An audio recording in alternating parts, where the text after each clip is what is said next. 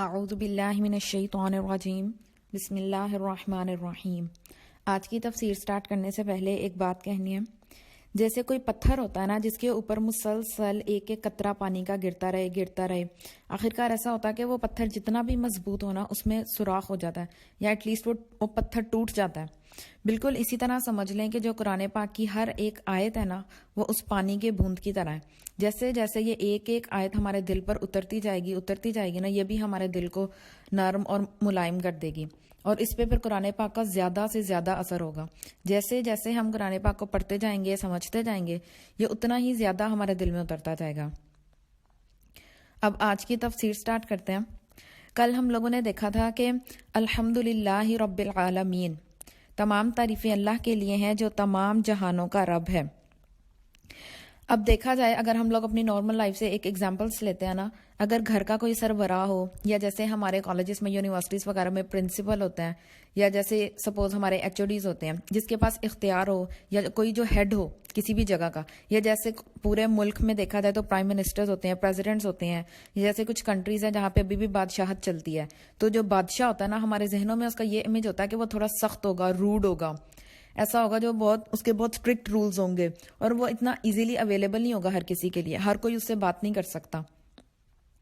ہر کوئی اپنا پرابلمز اس سے شیئر نہیں کر سکتا۔ اور پھر جب ہمیں پتا چلا پہلی آیت میں کہ اللہ تعالیٰ جو ہے وہ رب العالمین ہے، پورے جہانوں کا رب، پورے جہانوں کا نظام چلانے والا، ہر چیز کی استطاعت ہے اس کے پاس، ہر چیز کو چلا سکتا ہے وہ، تو پھر اللہ تعالیٰ کہتے ہیں کہ اگر میرے پاس ہر چیز کا اختیار ہے، بے شک میں بادشاہوں کا بادشاہ ہوں، لیکن مجھ سے ڈرنا نہیں ہے۔ اگلی ہی آیت میں اللہ تعالیٰ اس وہم کو، اس گمان کو جو انسان کے ذہن میں پیدا ہو سکتا ہے نا، اس کو ختم کر کے وہ کہتے ہیں کہ الرحمن الرحیم، اللہ تو بہت مہربان، بہت رحم کرنے والا ہے۔ اس کو سمجھنے کے لیے یہ دیکھیں گے، اگر ہم لوگ مائکرو لیول سے میکرو لیول تک ہر چیز کو ابھی اپنی آنکھیں بند کریں اور اس کو امیجن کرنے کی کوشش کریں، بالکل چھوٹی سے چھوٹی چیز جو ہم جانتے ہیں نا، ایک اٹامک لیول سے سٹارٹ کرتے ہیں، ایک ایٹم ہے، اور اللہ تعالیٰ کو اس پہ قدرت ہے، اللہ تعالیٰ نے ہی اس ایٹم کو بنایا ہے، اس کے بعد وہ مالیکیولز ہیں، سیلز، اس کے بعد ٹیشوز، آرگن سسٹم، انڈیویجول تک، اس کے بعد پاپولیشن ہے، کمیونٹی، ارتھ تک، پھر اس کے بعد جتنے بھی پلانٹس آتے ہیں، گیلیکسیز آتی ہیں، ملکی وے اینڈ مور، آگے اتنی زیادہ کائنات ہے جس کو ہم تصور بھی نہیں کر سکتے۔ اللہ تعالیٰ چھوٹی ذرے سے لے کے اتنے بڑے نظام کا مالک ہے، اس کو چلانے والا ہے، اور وہ کیا کہتا ہے مجھے اور آپ کو کہ تم ایک قدم چل کر میرے پاس آؤ گے نا، تو میں 10 قدم چل کے تمہارے پاس آؤں گا۔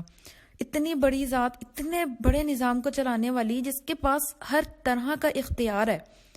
اور مجھ جیسے ذات کو جو بالکل حقیر ہے، پوری کائنات کے سامنے اگر اپنے آپ کو دیکھا جائے تو ہماری کیا حیثیت، ہماری کیا اوقات ہے، اور اللہ تعالیٰ مجھے اتنے گناہوں کے باوجود مجھے کہتی ہے کہ تم ایک قدم چل کر میرے پاس آؤ نا، تو میں 10 قدم چل کے تمہارے پاس آؤں۔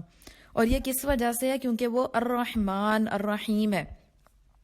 اللہ تعالیٰ فرسٹ آیت میں جیسے انسان کو اپنی بادشاہت دکھا رہے ہیں نا، دوسری ہی آیت میں وہ ایک ایسی چیز ہے جو انسان کو فوراً اللہ کے بہت قریب کر دیتی ہے، انسان کے دل میں اللہ کی بہت زیادہ محبت پیدا ہو جاتی ہے۔